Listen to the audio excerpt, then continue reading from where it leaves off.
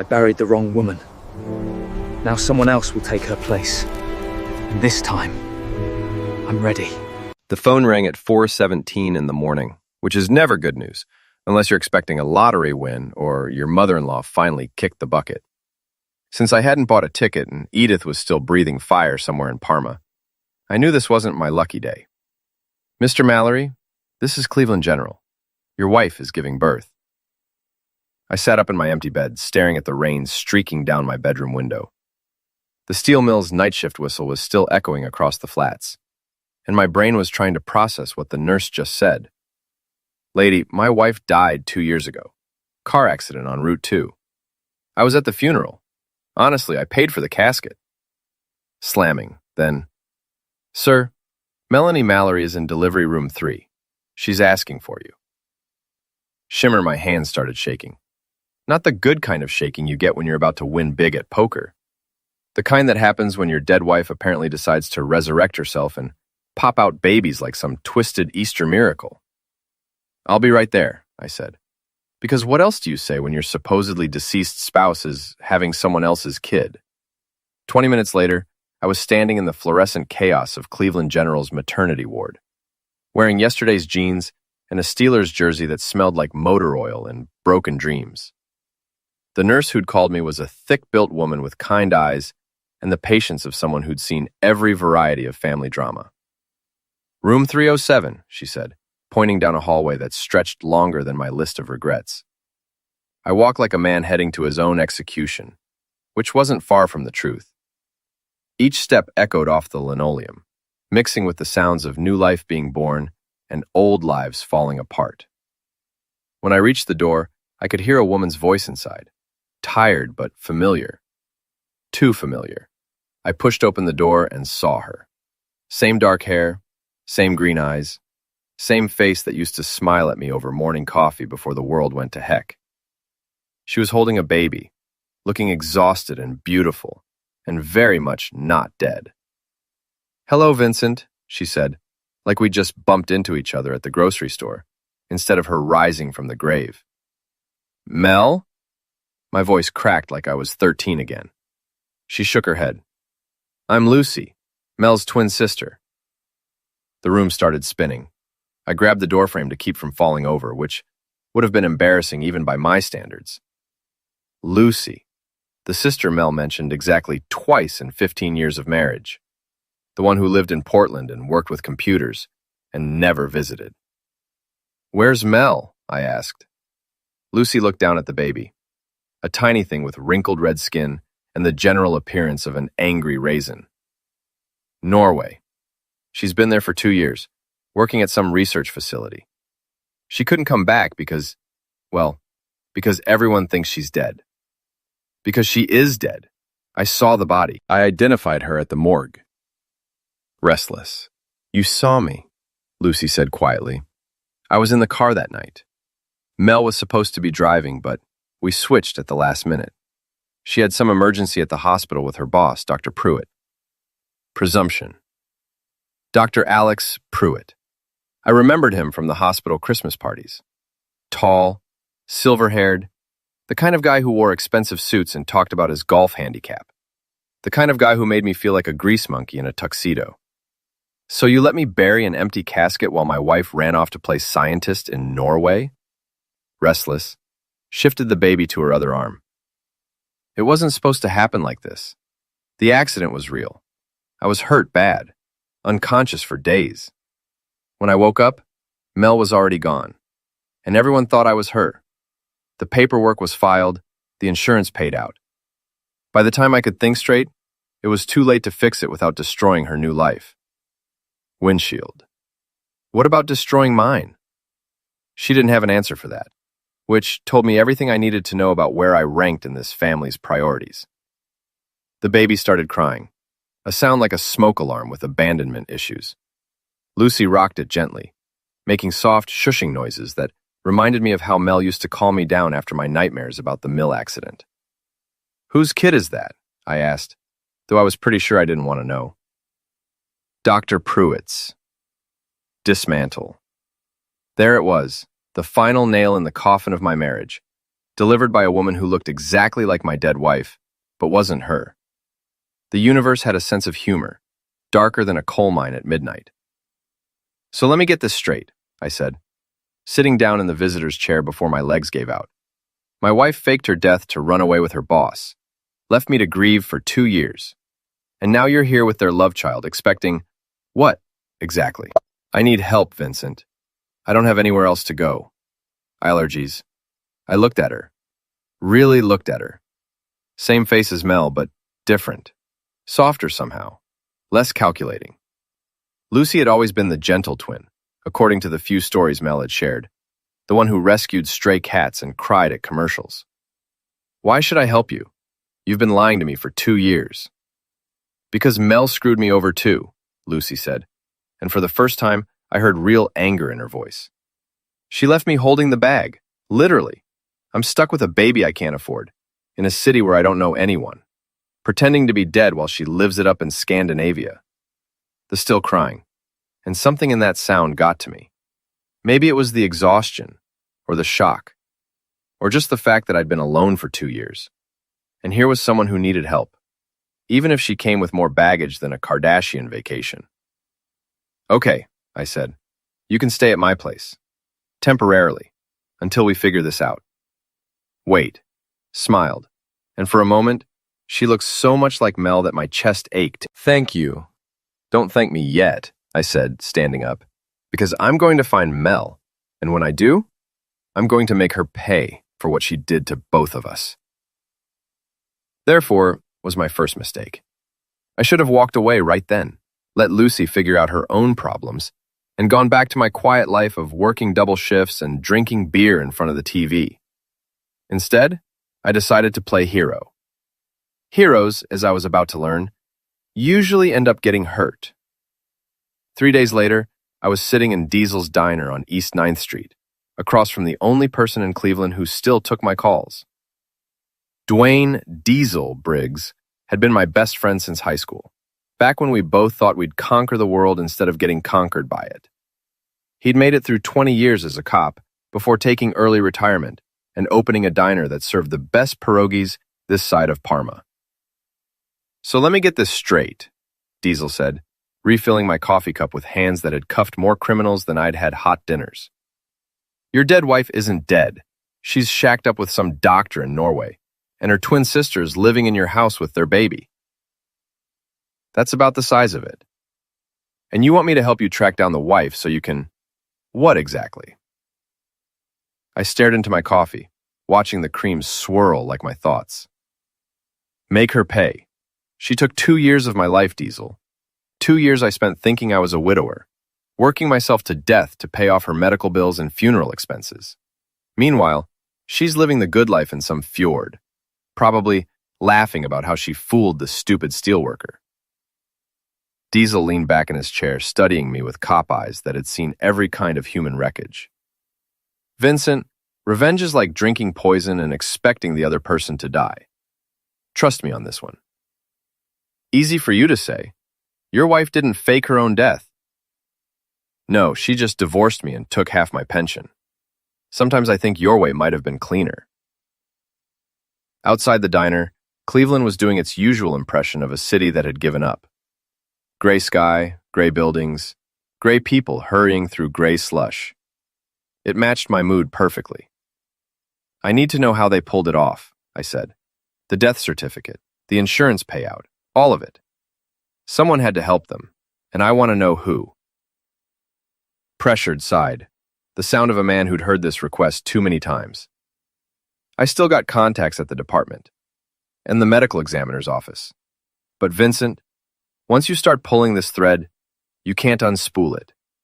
You sure you want to know what's at the end? I'm sure. The less, that was my second mistake. 2 hours later, I was back home. A modest 2-story in Tremont that Mel and I had bought when we still believed in things like forever and happily ever after. Lucy was in the kitchen, feeding the baby with a bottle while humming something that sounded like a lullaby.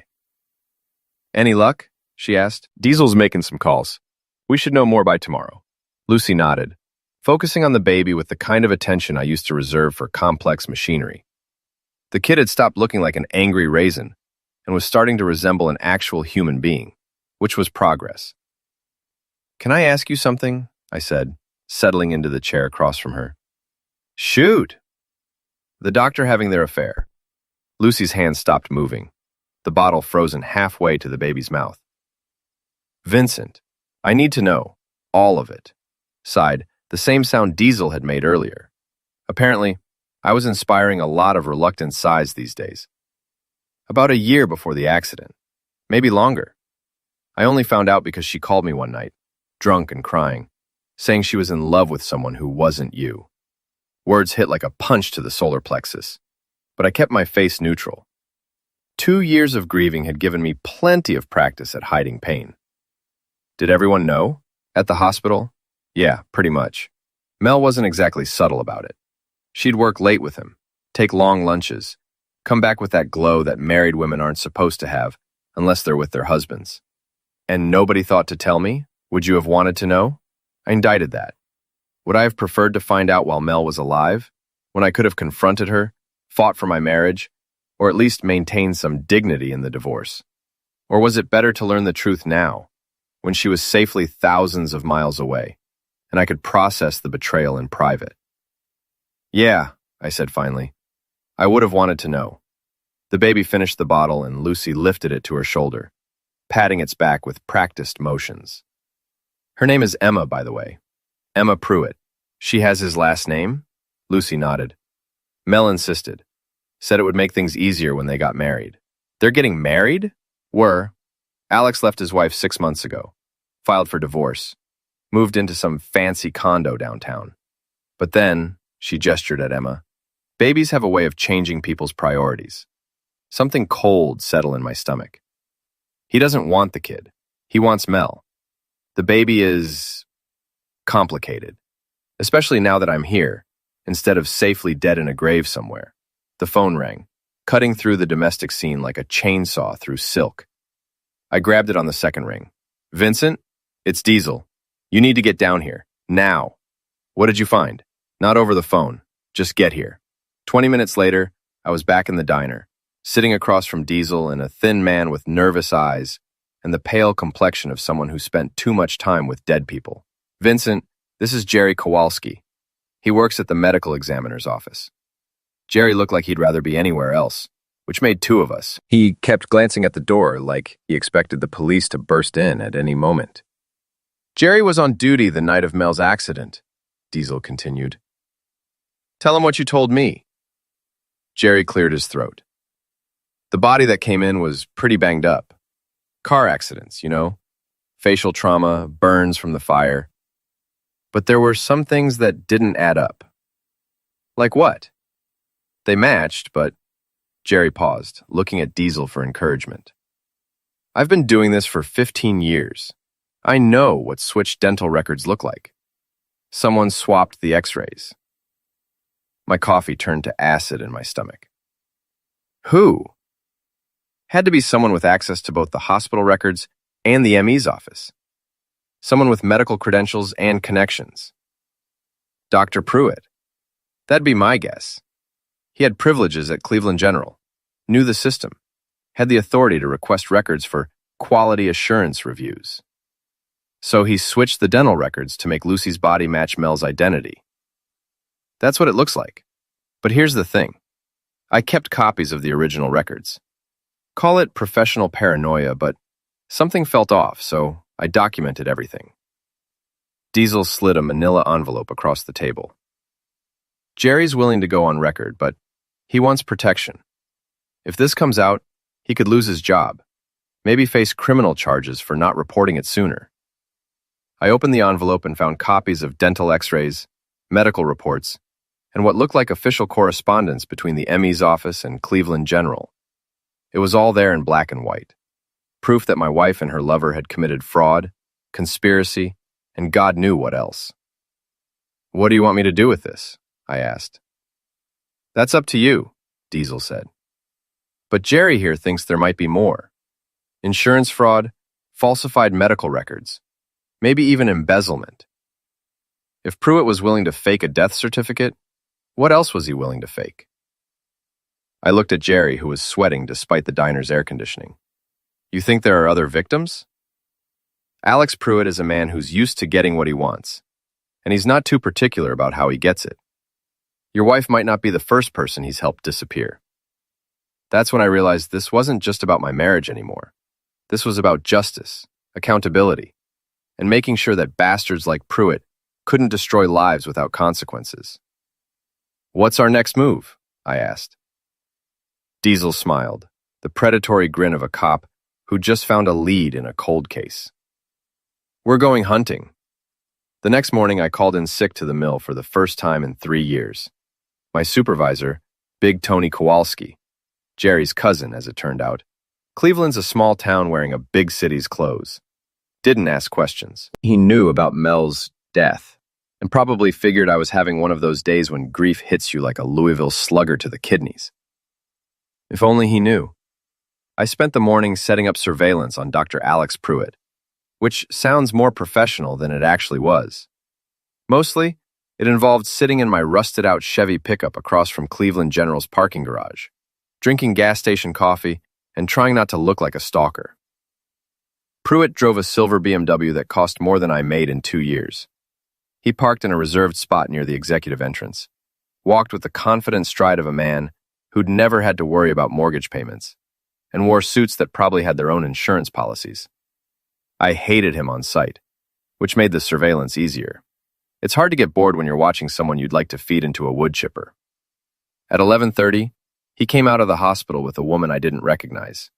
She was younger than Mel, blonde, with the kind of figure that made men walk into lampposts. They got into his BMW and drove toward downtown. I followed at a distance, which was easier said than done in Cleveland traffic. My pickup had the stealth capabilities of a marching band, but Pruitt was too busy talking to his passenger to notice the rust bucket in his rearview mirror. They ended up at Morton's Steakhouse, the kind of place where the waiters wore bow ties, and the wine cost more per bottle than I spent on groceries in a month.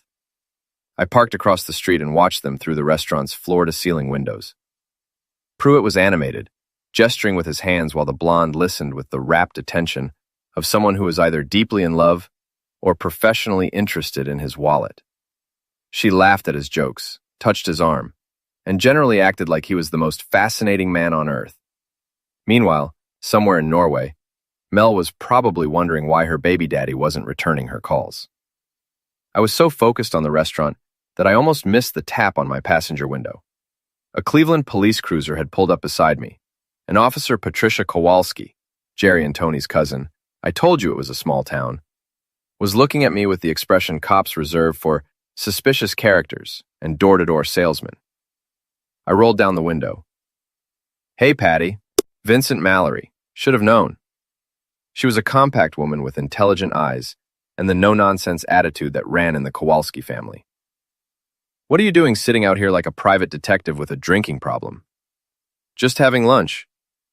She looked at the empty coffee cups and fast food wrappers littering my dashboard. Uh-huh. And I suppose you're not watching the doctor in the fancy restaurant who's having an affair with someone who isn't your supposedly dead wife. I stared at her.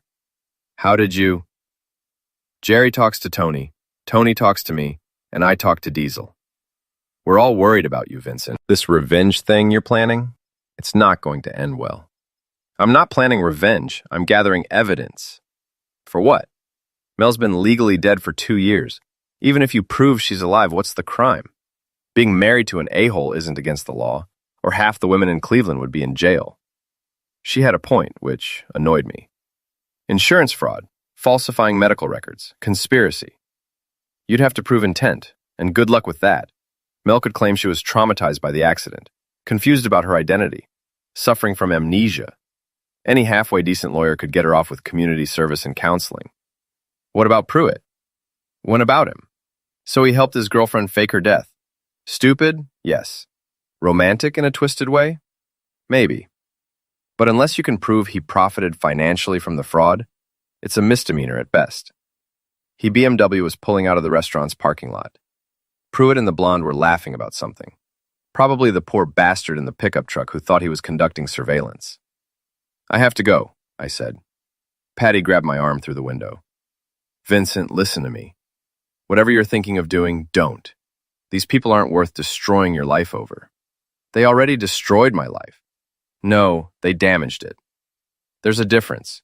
You can recover from damage. Destruction is permanent. I pulled away from her grip and started the engine. Thanks for the advice, Patty. Give my regards to the family. I followed the BMW through downtown Cleveland, past the casino and the football stadium, into the warehouse district, where gentrification was slowly replacing urban decay with overpriced lofts and artisanal coffee shops. Pruitt's destination turned out to be a converted warehouse that had been transformed into luxury condominiums, the kind of place where young professionals paid $3,000 a month for the privilege of living in what used to be a factory.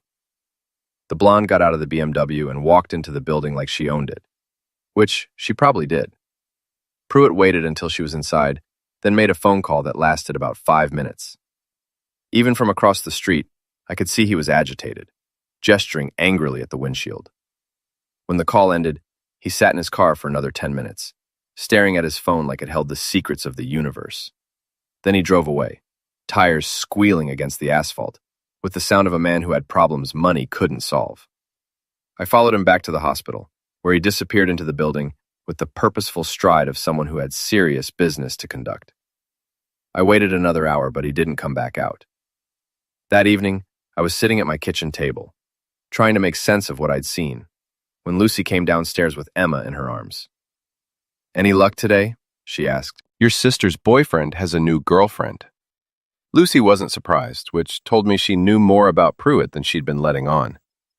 "Blonde? About 25? Looks like she stepped out of a magazine. You know her? Stephanie something. She works at the hospital, in administration. Mel mentioned her once or twice, usually with words that would make a sailor blush. How long has this been going on?" Lucy settled into the chair across from me, shifting Emma to a more comfortable position. "Since about a month after Mel left for Norway. Alex doesn't handle loneliness well, apparently." "Mel know?" "I don't know. We don't exactly keep in touch." I studied Lucy's for signs of deception. After 2 years of thinking she was dead, I'd become pretty good at reading people's expressions. Lucy was holding something back, but I couldn't tell what. "There's something you're not telling me," I said. She sighed. Everyone was sighing around me these days, and looked down at Emma. "Mel called me last week. She's coming back." The words hit me like a sledgehammer to the chest. "What?" "She lost her job in Norway. Something about irregularities in her credentials, questions about her identity. The research facility terminated her contract and she's been ordered to leave the country." "When?" "Next week, maybe sooner." "She's scared, Vincent, really scared. She knows that coming back means facing the consequences of what she did." I felt something dark and cold spreading through my chest. 2 years of grief, anger, and betrayal were about to come face to face with the woman who'd caused it all. "Where is she going to stay?" She asked if she could come here.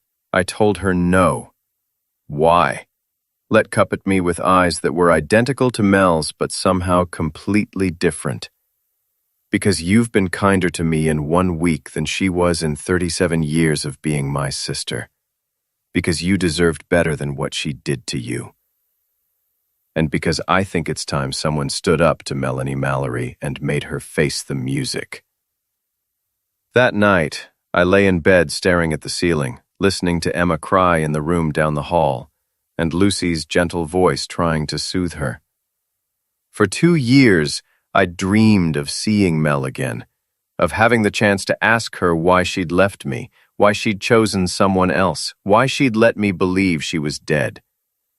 Now that dream was about to become reality, and I wasn't sure I was ready for it.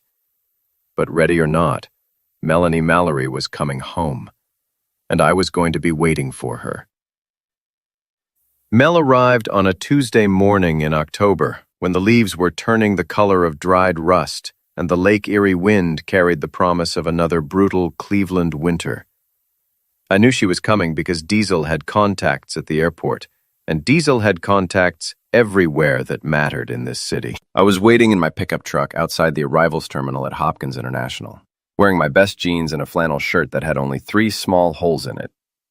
Call it vanity, but when you're about to confront your supposedly dead wife, you want to look like you've been doing okay without her, even if you haven't been. She came out of the terminal looking like 2 years in Norway had agreed with her. Same dark hair, but shorter now, styled in a way that probably cost more than my monthly electric bill. She wore clothes that screamed European sophistication, a long coat that looked like it was made from actual wool instead of polyester, boots that had never seen the inside of a Payless store, and sunglasses that could have doubled as a down payment on a car. She looked around the pickup area like she was expecting someone, which she probably was. Dr. Alex Pruitt was nowhere to be seen, which told me their relationship had hit some bumps while she was away. I got out of the truck and walked over to her. "Need a ride?" I asked. She turned toward my voice, and even through the sunglasses, I could see the shock on her face. For a moment, neither of us spoke. We just stood there in the October wind, 2 people who used to share a bed and a life, and now shared nothing but a history of mutual destruction. "Hello, Vincent," she said finally. "Hello, Mel. You're looking good for a dead person." She took off the sunglasses, and I saw that her eyes were the same green I remembered, but harder now. 2 years of living a lie had left their mark. "I suppose you want an explanation." "I want a lot of things. An explanation would be a good start." She looked around the airport pickup area, where families were reuniting and taxi drivers were arguing over fares in 3 different languages. "Can we go somewhere private?" "My truck's private enough." We drove through Cleveland in silence, past the neighborhoods where we used to live and love, and pretend we had a future together. Mel stared out the window like she was seeing the city for the first time, which in a way, she was. When you fake your own death, you can't really come home again. "Where are we going?" she asked, as I turned onto East 9th Street. "Diesel's. He's got coffee and questions, and I figure you owe us both some answers." Diesel's diner was empty, except for a couple of regulars who came in every morning to complain about the weather and the Browns' latest losing streak. Diesel himself was behind the counter, polishing glasses with the methodical precision of a man who'd learned patience the hard way. "Well, well," he said when we walked in. "Look what the cat dragged in. Or should I say, look what the cat dragged back from the dead." Mel had the grace to look embarrassed, which was something. We sat in a booth near the back, where the lighting was dim enough to hide the worst of our expressions. "Coffee?" Diesel asked, already pouring 3 cups. "Please," Mel said, "and maybe something stronger. It's 9 in the morning. It's been a long 2 years." Sembold brought the coffee and sat down across from us, his cop eyes taking in every detail of Mel's appearance. "So, Melanie, heard you've been playing tourist in Norway while your husband here has been playing widower in Cleveland. It wasn't supposed to happen like this." "How was it supposed to happen?" I asked. "What was the plan, Mel? Run away with your boyfriend, let me think you were dead, and live happily ever after in the land of the midnight sun?" Shattered her hands around her coffee cup like it was an anchor in a storm. "Alex said we could start over somewhere new. No baggage, no complications, no messy divorce proceedings. Just a messy insurance fraud. That wasn't the plan. The accident was real, Vincent. Lucy was really hurt, really unconscious. When she woke up, everyone already thought she was me. It seemed like fate. Fate. I tasted the word like it was poison. You call destroying my life fate. I call it an opportunity, a chance for both of us to start fresh." Diesel leaned back in his chair, the springs creaking under his weight. "And how did that work out for you, sweetheart?" For the first time since she'd gotten off the plane, Mel looked vulnerable. The sophisticated European facade cracked, and I could see the woman I'd married underneath. Scared, desperate, and in way over her head. Alex changed his mind about the baby. Said he wasn't ready to be a father, that it would complicate things with his divorce. Then he met someone else, someone younger and less complicated. "Stephanie," I said. Mel's eyes flashed with anger. "You know about her?" I know about a lot of things, like how you and Alex falsified medical records, bribed officials, and committed insurance fraud. I know about the dental records that were switched, the death certificate that was forged, and the money that was paid out on a policy for someone who wasn't actually dead. The color drained from Mel's face. How did you? Turns out there are people in this city who don't like it when doctors think they're above the law. Diesel reached into his jacket and pulled out a manila envelope thick with documents. We've got copies of everything, Mel. Medical records, insurance claims, bank statements showing money transfers between you and Pruitt. Enough evidence to put both of you away for a very long time. Mel stared at the envelope like it was a snake. What do you want? I said. I want you and your boyfriend to pay for what you did to me, to Lucy, to everyone who thought they were mourning a dead woman. And if I don't cooperate, then we take this to the police, the insurance company, the medical board, and anyone else who might be interested in how Dr. Alex Pruitt conducts his business. Mel was quiet for a long time, staring into her coffee like it held the answers to all her problems. When she finally looked up, her eyes were filled with something I'd never seen before. Genuine fear. What do you want me to do? I want you to help us destroy him, I said. I want you to give us everything you know about Pruitt's operation, his contacts, his methods. I want you to help us make sure he never does this to anyone else. And then you face the consequences of your choices, both of you. Mel closed her eyes, and for a moment, she looked like the woman I'd fallen in love with 15 years ago. Young, uncertain, human. Then she opened them, and the hardness was back. Okay, she said. I'll help you. But I want something in return. You're not exactly in a position to negotiate. I want to see Emma, my daughter. I exchanged glances. We'd expected this, but hearing it out loud still hit like a punch to the gut. She's not your daughter anymore, I said. You gave up that right when you decided to play dead. I'm her mother. Lucy's her mother. Lucy's the one who's been taking care of her, feeding her, changing her diapers, walking the floor with her at 3 a.m. You're just the woman who gave birth to her. Tears started running down Mel's cheeks, and I felt something twist in my chest. Despite everything she'd done, despite all the lies and betrayal, I still remembered loving this woman. I still remembered believing in her. Please, Vincent. I know I don't deserve it, but please, let me see my baby. I looked at Diesel, who shrugged. Your call, partner. 1 visit, I said finally. Supervised, and only after you give us everything we need to nail Pruitt to the wall. Nodded, wiping her eyes with the back of her hand. Thank you. Don't thank me yet, I said, standing up. Because once we start this, there's no going back. For any of us. As we left the diner, Diesel pulled me aside. You sure about this, Vincent? Once you light this fuse, the explosion's going to take out everyone in the blast radius. I'm sure. Even if it means destroying what's left of your marriage? At Mel, who was standing by my truck looking lost and alone in a city that used to be her home. Diesel, I said. My marriage died 2 years ago in a car wreck on Route 2. Everything since then has just been cleaning up the wreckage. That afternoon, we started planning the destruction of Dr. Alex Pruitt. And I discovered that revenge, like surgery, requires a steady hand and a sharp knife. The plan was simple, which made it beautiful.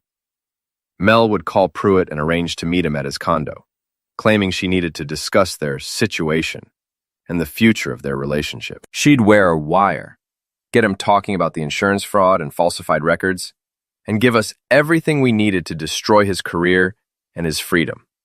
Simple plans, of course, have a way of becoming complicated when real people get involved. We spent 3 days preparing. Diesel used his contacts to get professional recording equipment, the kind that would hold up in court. Jerry Kowalski provided us with additional documentation from the medical examiner's office, including photographs and reports that clearly showed the discrepancies in the dental records. Lucy agreed to testify about her role in the deception, motivated partly by anger at Mel's abandonment, and partly by a genuine desire to see justice done. She'd been living with the guilt of the fraud for 2 years, and the chance to come clean seemed to lift a weight from her shoulders.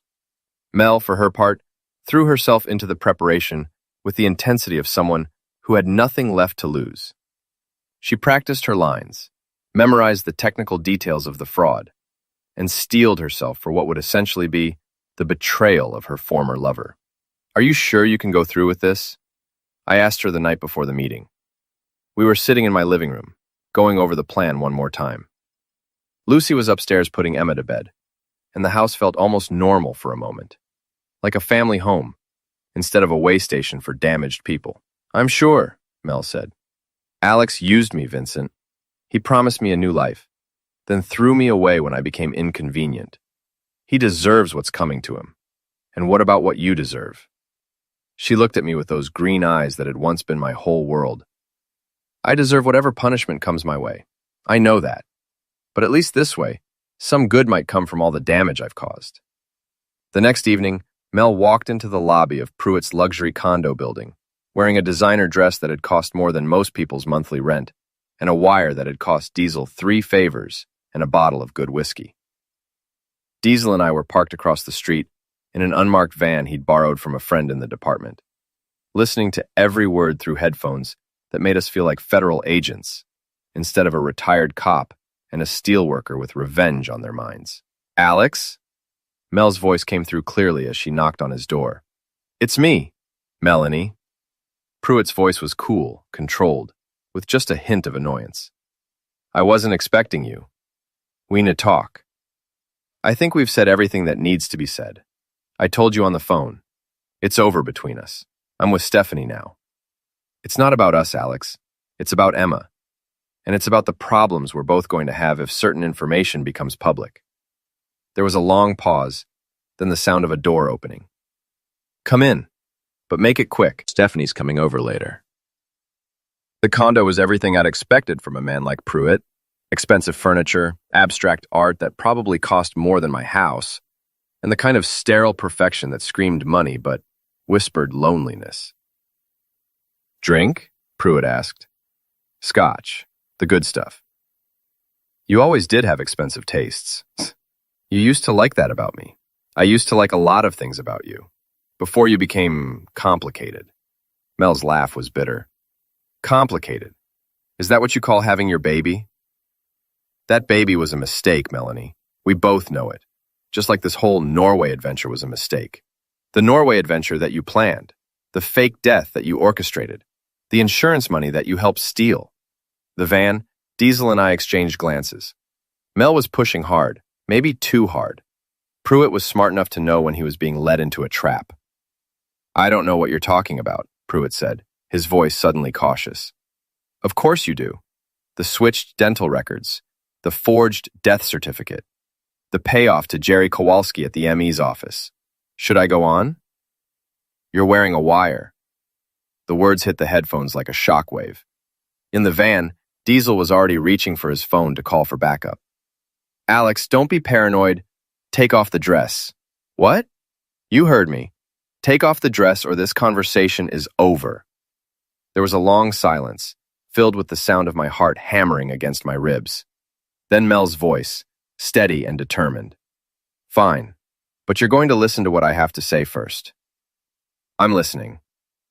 "Thefnes knows everything, Alex. He has copies of the medical records, the insurance documents, the bank transfers. He has testimony from Jerry Kowalski and Lucy.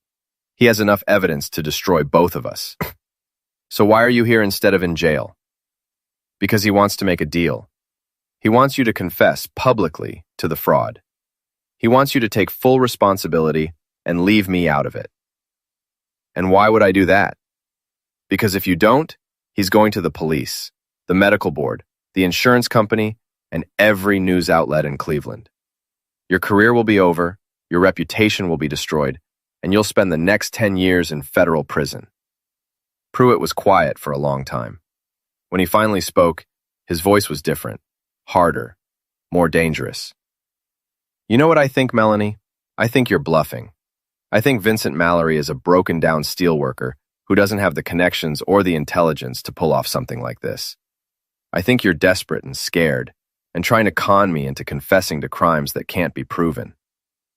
Alex, punished, and I think you're forgetting that I have just as much dirt on you as you have on me. Maybe more. After all, whose idea was it to fake your death in the first place? In the van, I felt something cold and sharp settle in my stomach. This wasn't going according to plan. It was your idea, Mel said, but her voice was less certain now. Was it? Because I remember a very different conversation. I remember you coming to me, crying about your loveless marriage, begging me to help you escape from your pathetic life. I remember you suggesting that Lucy's accident was an opportunity, a chance for you to disappear and start over. That's not how it happened, isn't it? And I remember you being very enthusiastic about the insurance money, very interested in making sure we got every penny we were entitled to. The wire went silent except for the sound of Mel's breathing, quick and shallow like a trapped animal. Here's what's going to happen, Pruitt continued. You're going to leave Cleveland and never come back. You're going to forget about Emma, forget about Vincent, and forget about me. And if you ever try to cause trouble for me again, I'll make sure everyone knows that the whole thing was your idea from the beginning. You bastard. I'm a bastard who's about to be very rich and very successful. You're a desperate woman with a history of fraud and a talent for making bad decisions. Who do you think people are going to believe? That's when I heard the sound that changed everything. The unmistakable click of a tool being cocked. Alex, what are you doing? Cleaning up loose ends. You should have stayed in Norway, Melanie. You should have been smart enough to know that coming back here would end badly for everyone involved. In the van, Diesel was already calling emergency, while I grabbed the crowbar we'd brought for emergencies. The plan had gone to heck, but I wasn't about to let Mel get ended by her psychopathic ex-lover, no matter what she'd done to me. The police are on their way, Diesel said as I jumped out of the van. Then they can arrest whoever's left alive, I said, and ran toward the building with the crowbar in my hand and 2 years of rage in my heart. Time to find out what revenge really cost. I took the stairs 3 at a time, my boots echoing in the stairwell like firecrackers. Behind me, I could hear Diesel huffing and puffing as he tried to keep up, cursing his retirement diet of pierogies and beer. The wire had gone dead after Pruitt's threat, which meant either Mel had found a way to remove it or something much worse had happened. Pruitt's condo was on the 8th floor, and by the time I reached it, my lungs were burning and my hands were shaking with adrenaline. I pressed my ear to the door and heard voices. Mel's high and frightened. Pruitt's calm and controlled, like a man discussing the weather instead of homicide. You always were dramatic, Melanie. Do you really think I'm going to shoot you in my own home? Think of the mess, the questions, the inconvenience. Then what are you going to do? I'm going to give you a choice. You can walk out of here, disappear again, and live with the knowledge that you destroyed your marriage and abandoned your daughter for nothing. Or you can keep making threats and find out just how creative I can be when it comes to solving problems. Willingness. I tried the door handle. Locked, naturally. The crowbar would make too much noise, and by the time I broke through, Pruitt could have done whatever he was planning to do. I needed a different approach. That's when I remembered the building's layout. Luxury condos like this one always had balconies, and balconies meant access from the outside for anyone stupid enough to try it. 8 floors up, in October, with Lake Erie wind trying to turn me into street pizza. But I'd worked construction before the mill job.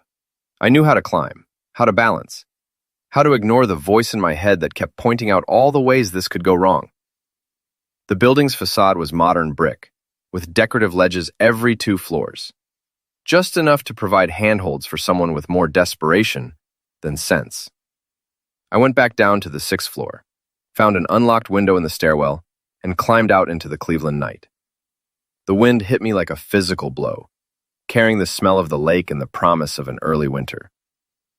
8 stories below, traffic moved through the streets like life cells through arteries, completely unaware that a middle-aged steelworker was about to attempt something that would either save his ex-wife's life or provide the evening news with a spectacular story about stupidity and gravity.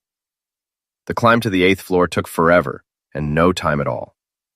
My fingers were numb by the time I reached Pruitt's balcony, and my legs were shaking from more than just the cold. But I was there, crouched behind a decorative planter, looking through sliding glass doors into a scene that made my chest freeze. Mel was sitting in a chair in the middle of the living room, her hands zip-tied behind her back.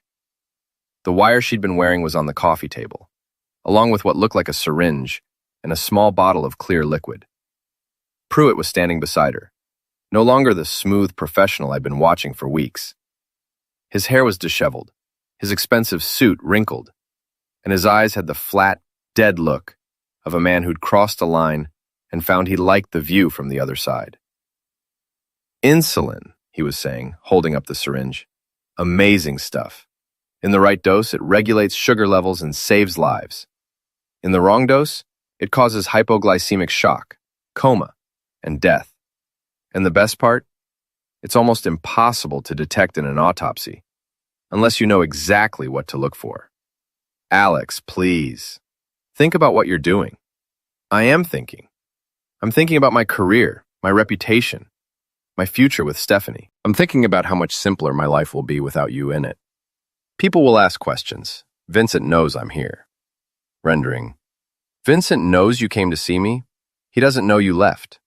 As far as anyone can prove, you walked out of here alive and disappeared again. Another tragic case of a disturbed woman who couldn't handle the consequences of her actions.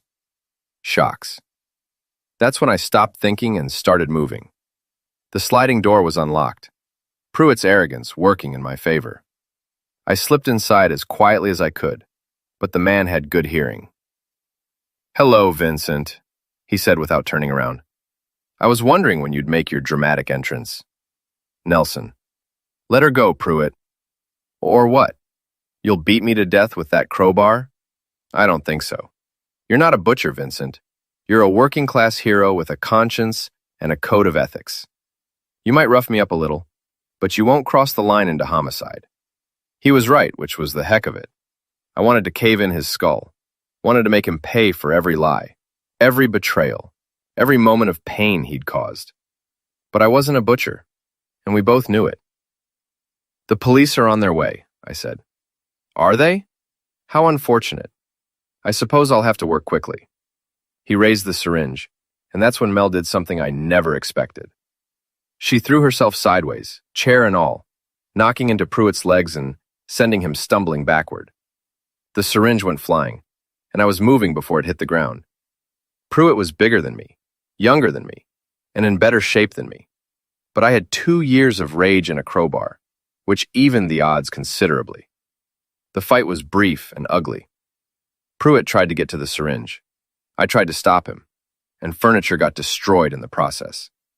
He was fast and desperate, but I was desperate and angry, which turned out to be a better combination.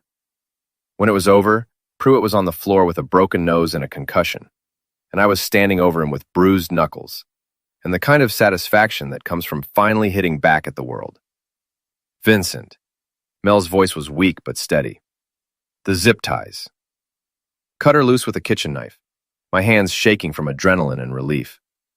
She rubbed her wrists where the plastic had cut into her skin, then looked at me with an expression I couldn't read. "Thank you." "Don't thank me yet," she said. I was entirely. "Thank you. That isn't over." That's when the police arrived, along with the paramedics, the fire department, and what looked like half the news crews in Cleveland. Diesel had called in every favor he was owed, and the cavalry had arrived in force. The next few hours were a blur of statements, evidence collection, and medical examinations. Pruitt was arrested on charges of attempted homicide, insurance fraud, and conspiracy. The syringe tested positive for insulin, and the recording equipment in the van had captured enough of his confession to ensure he'd be spending the next decade or two in a place where expensive suits and medical degrees didn't mean much. Mel was also arrested, but her cooperation with the investigation and her status as a victim of Pruitt's violence meant she'd likely face minimal jail time. The insurance company would want their money back, and she'd probably never work in the medical field again. But she'd live to see Emma grow up. Which brought us to the final confrontation, the one I'd been dreading since this whole mess began. We were sitting in an interview room at the police station, waiting for the lawyers to finish their paperwork. Mel looked exhausted, older than her years, but somehow more real than she'd seemed in years. "What happens now?" she asked. "Now you face the consequences of your choices. We both do." I meant with us, with Emma. I looked at her for a long time. This woman who'd been my wife, my love, my greatest mistake. "There is no us, Mel. There hasn't been for 2 years. As for Emma, that's between you and Lucy. She's my Lucy's daughter. You gave birth to her, but Lucy raised her. Biology doesn't make you a mother, Mel. Love does. Sacrifice does. Being there at 3 in the morning when she's crying does." Tears started running down her face again, but I felt nothing. The man who'd loved Melanie Mallory had died 2 years ago in a car wreck on Route 2. I was someone else now, someone harder and colder and infinitely more careful about who he trusted. "I'm sorry, Vincent, for everything. I know it doesn't change anything, but I need you to know that I'm sorry. I know you are. But sorry doesn't give me back 2 years of my life. Sorry doesn't undo the damage you did to Lucy, to Emma, to everyone who mourned you. Sorry is just a word, Mel. It's what you do after you say it that matters." She nodded, that whatever we'd once meant to each other was over now. "What will you do?" "I'll go back to work. I'll help Lucy raise Emma if she'll let me. I'll try to build something good out of all this wreckage." "And me?" I stood up, suddenly exhausted by the weight of everything that had happened. "You'll do whatever you do, Mel, but you'll do it somewhere else, with someone else. We're done." 3 months later, I was sitting in Diesel's diner, reading the newspaper and drinking coffee that could strip paint. The headline read, "Prominent doctor sentenced to 15 years in insurance fraud case." Penguins had pled guilty to avoid a homicide charge, but 15 years was long enough to ensure he'd never practice medicine again. His medical license had been revoked, his assets seized to pay restitution, and his reputation destroyed so thoroughly that he'd probably have trouble getting a job selling used cars when he got out. Mel had received 2 years probation and community service, along with a court order requiring her to pay back the insurance money. She'd moved to Florida, where she was working as a medical technician under her real name and trying to rebuild her life from scratch. Lucy and Emma were living in my house, which had become a real home for the first time in years. Lucy had gotten a job at a software company downtown, and Emma was growing into a happy, healthy baby who would never know how complicated her first few months of life had been. "Any regrets?" Diesel asked, refilling my cup. I thought about it. Really thought about it. 2 years of my life had been stolen. My marriage had been destroyed, and I'd learned that the woman I'd loved was capable of betrayal I'd never imagined. But I'd also learned that I was stronger than I'd thought, that justice was possible even when the system seemed rigged, and that family wasn't always about biology. "No," I said finally. "No regrets. Even about Mel? Especially about Mel. She made her choice, and I made mine. She chose to fake her death and run away. I chose to fight back and make her face the consequences. I can live with my choice." Nodded, understanding that some conversations don't need to be finished with words. Outside the diner, Cleveland was doing its usual impression of a city that refused to give up. And I was part of that now. Scarred, but not broken. Damaged, but not destroyed. That evening, I went home to Lucy and Emma, to a house filled with the sounds of real life, instead of the silence of grief. Lucy was in the kitchen, making dinner and humming something that sounded like happiness. Emma was in her high chair, making the kind of mess that only babies can make and somehow making it look adorable. "How was your day?" Lucy asked, kissing my cheek like we were a real family, instead of 3 people who'd found each other in the wreckage of someone else's lies. "Good," I said, picking up Emma and getting baby food in my hair. "Really good. And for the first time in 2 years, I meant it. Melanie Mallory had tried to destroy my life, but she'd failed. I was still here, still standing, still capable of love and trust and hope. She'd left me for dead, but I'd survived. And that, I thought, was the best revenge of all.